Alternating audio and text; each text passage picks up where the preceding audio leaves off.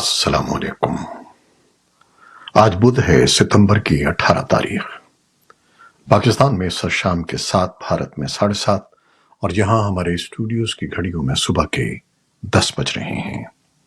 Voice of America Washington کی Urdu service سے میں ہوں خالد حمید، خبروں کے ایک بلٹن کے ساتھ۔ بھارت کے زیر انتظام جموں و کشمیر میں 10 برس بعد قانون ساز اسمبلی کے انتخابات کا آغاز ہو گیا ہے۔ 3 مراحل میں ہونے والے انتخابات کے لیے آج 24 حلقوں میں ووٹ ڈالے جا رہے ہیں۔ جموں و کشمیر قانون ساز اسمبلی میں کل نشستوں کی تعداد 119 ہے، تاہم 90 نشستوں پر براہ راست انتخاب ہونا ہے، جس کے لیے 900 سے زائد امیدوار میدان میں ہیں۔ جموں و کشمیر کی قانون ساز اسمبلی میں 5 مخصوص نشستیں ہیں، جبکہ 24 نشستیں پاکستان کے زیر انتظام کشمیر کے لیے مختص ہیں۔ 5 اگست سن 2019 کو بھارتی آئین کے تحت ریاست جموں و کشمیر کو حاصل نیم خود مختار حیثیت کے خاتمے کے بعد پہلی بار ریاستی اسمبلی کے الیکشن ہو رہے ہیں۔ طویل عرصے بعد ہونے والے انتخابات کی وجہ سے ووٹرز غیر معمولی دلچسپی کا مظاہرہ کر رہے ہیں۔ کئی پولنگ اسٹیشنز کے باہر ووٹروں کی لمبی قطاریں دیکھی گئی ہیں۔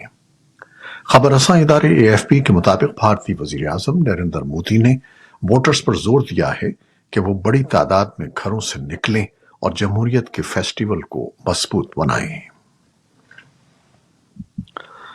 پاکستان کے قومی ترانے کے احترام میں افغان حکام کے کھڑا نہ ہونے کے بعد دونوں ملکوں کے درمیان ایک نیا تنازع پیدا ہو گیا ہے۔ ایک ایسے وقت میں جب دونوں ممالک کے درمیان پہلے ہی سے بارڈر پر سیکیورٹی کے حوالے سے کشیدگی ہے، افغان حکام کے سفارتی آداب کی خلاف ورزی نے ملک میں ایک نیا پینڈورا باکس کھول دیا ہے۔ پاکستانی دفتر خارجہ نے افغان قونصلیٹ کے اہلکاروں کے اقدام کو سفارتی آداب کی خلاف ورزی قرار دیا ہے، جو قابل مذمت عمل ہے۔ افغان ناظم الامور کو طلب کر کے دفتر خارجہ نے اس معاملے پر باضابطہ احتجاج بھی ریکارڈ کرایا ہے۔ دوسری جانب افغان قونصلیٹ نے اپنے وضاحتی بیان میں کہا ہے کہ پاکستانی قومی ترانے میں میوزک کی وجہ سے قونصل جنرل کھڑے نہیں ہوئے۔ امریکی محکمہ خارجہ کا کہنا ہے کہ پاکستان کے بیلسٹک پروگرام پر ہمیشہ سے تشویش تھی اور ہے۔ محکمہ خارجہ کے ترجمان میتھیو ملر نے ایک پریس بریفنگ میں کہا کہ امریکہ جوہری پھیلاؤ میں سرگرم نیٹ ورکس کے خلاف اقدامات کو مضبوط بنانے کے لیے پرعزم ہے۔ انہوں نے کہا کہ ہم کئی برسوں سے پاکستان کے بیلسٹک پروگرام پر بہت واضح انداز میں اور تواتر سے تشویش کا اظہار کرتے آئے ہیں۔ پاکستان ہمارا پرانا شراکت دار ہے۔ ہماری طویل مدت سے یہ پالیسی رہی ہے کہ ہم دور تک مار کرنے والے بیلسٹک میزائل پروگرام میں پاکستان کی مدد سے انکار کرتے ہیں اور اس حوالے سے اپنی قومی سلامتی کے تحفظ کے لیے پابندیاں اور دیگر طریقے استعمال کرتے رہیں گے تاکہ امریکہ کے فائنینشل سسٹم سے جوہری پھیلاؤ کے ذمہ دار فائدہ نہ اٹھا سکیں۔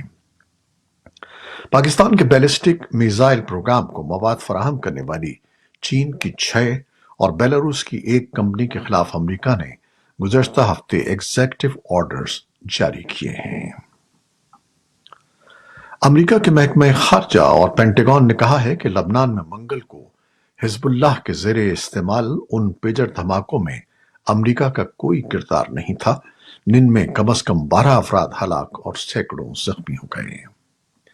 امریکہ کے محکمہ خارجہ اور دفاع دونوں نے الگ الگ بیانات میں لبنان کے اندر حزب اللہ کے زیر استعمال پیجرز کے پھٹ جانے کے واقعے سے لاتعلقی کا اظہار کیا ہے اور زور دیا ہے کہ سفارتکاری ہی لبنان اور اسرائیل کے درمیان تنازعات کا حل ہے۔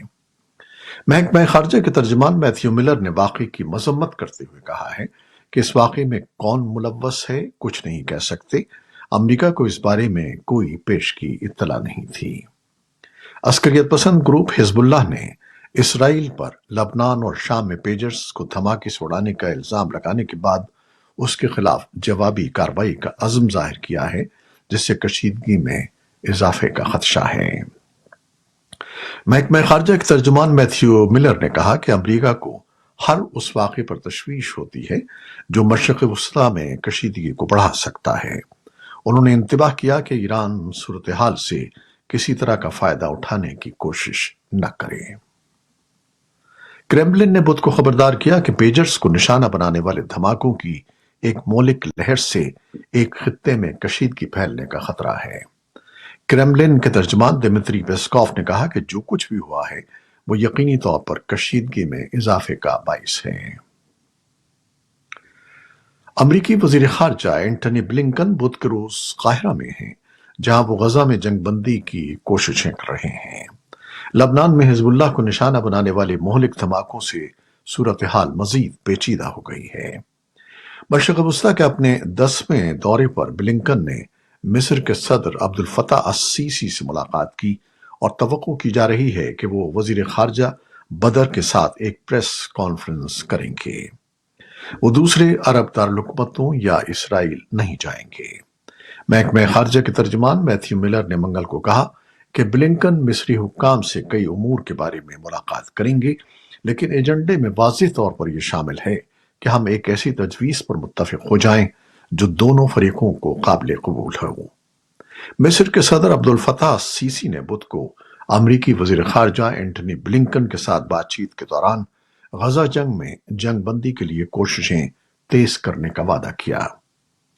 قاہرہ میں ہونے والی اس ملاقات کے دوران سیسی نے مصر، امریکہ اور قطر کے درمیان جنگ بندی کے مذاکرات اور یرغمالیوں اور قیدیوں کے تبادلے پر پیش رفت کے لیے مشترکہ کوششوں کو تیز کرنے کے طریقوں پر تبادلہ خیال کیا۔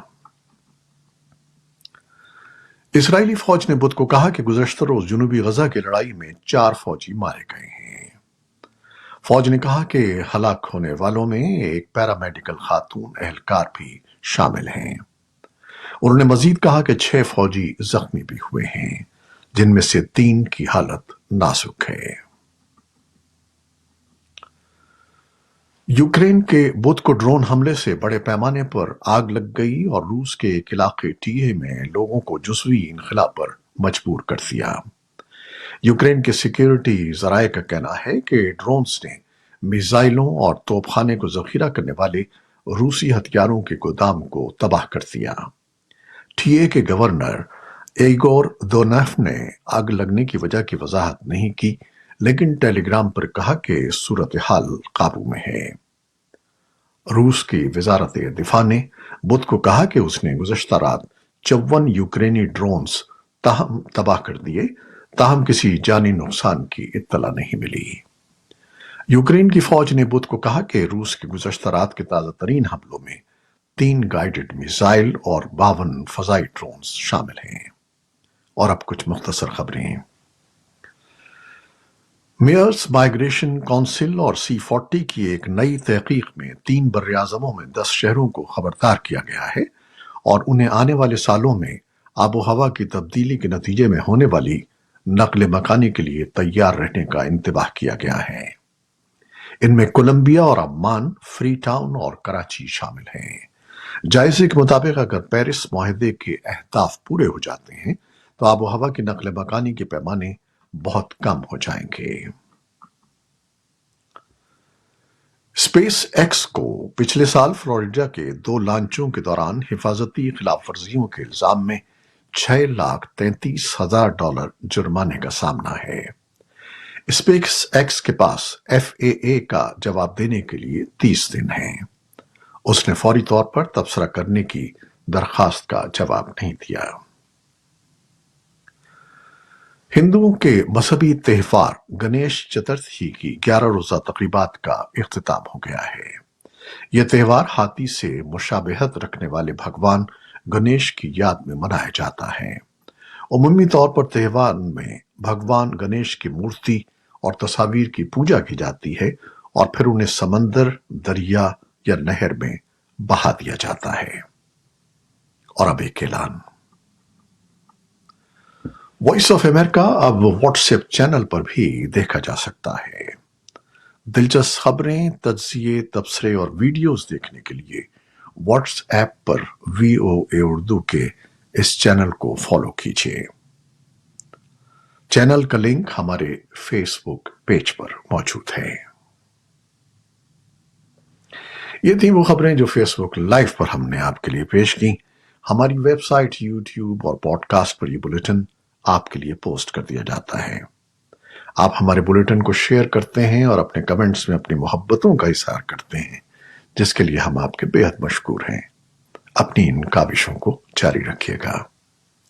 نیوز پروڈیوسر عائزہ عرفان اور نیوز ایڈیٹر بہجت جیلانی کے ساتھ خالد حمید کو اب اجازت دیجیے گا۔ اللہ حافظ۔